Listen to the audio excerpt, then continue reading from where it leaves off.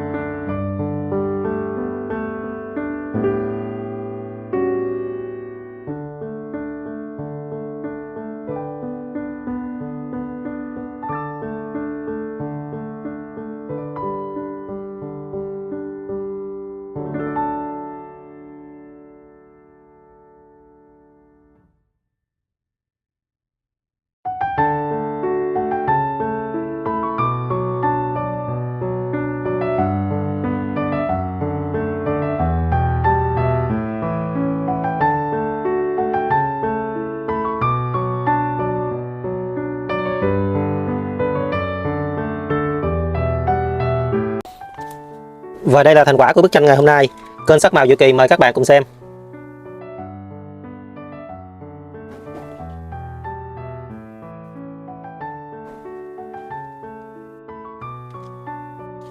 Video đến đây là kết thúc. Kênh Sắc Màu Diệu Kỳ cảm ơn các bạn đã theo dõi hết video. Nếu thích video này thì hãy nhấn like và đăng ký kênh để ủng hộ cho Sắc Màu Diệu Kỳ nhé. Cảm ơn, xin chào và hẹn gặp lại.